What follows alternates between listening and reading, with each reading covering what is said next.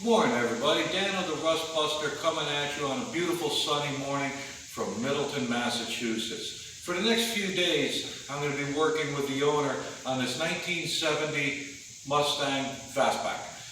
He got it at a pretty good price from out of state, and it was the guys that were building it before started into some metal work that they were obviously welders. They weren't car fabricators. So I had to cut all their work out, which was a lot of the firewall, or all of the firewall actually, and the floor pans. Now we're getting ready to start putting it back together using this Coyote motor, I think he said it was. And it looks pretty beefy to me. It's probably just over 400 horsepower.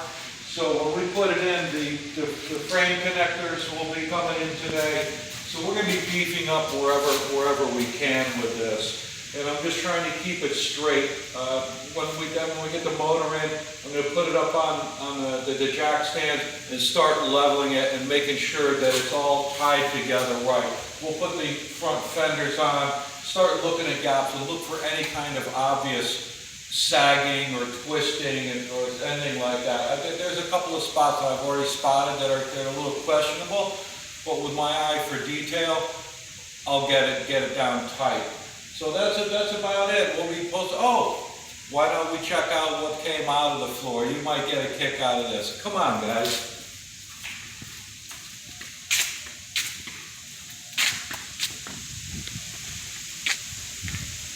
This is what was in the car, and it's really kind of, I don't fault anybody for their work unless they do it for a living. If they're doing it for a living and taking somebody's money, then the car has to be done properly. If these guys work in a metal shop and they're just building a car for themselves, that's what you go with, what you got and what you know.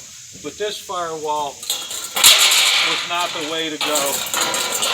This transmission housing is probably 14 gauge steel, and it's got some serious weight to it.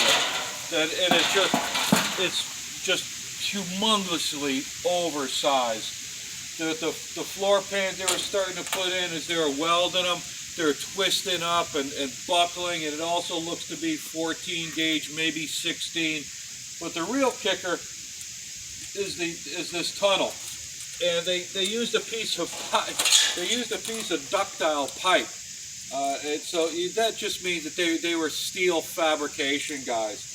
You know, once again, it's just kind of amusing. And fortunately, they didn't cut into the car so bad that it damaged the structural integrity. I give them that. They didn't go nuts. They just didn't proceed with the right parts.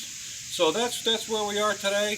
I'll be once again posting in a day or so, show you the progress. Until then, thank you and have yourself a nice day.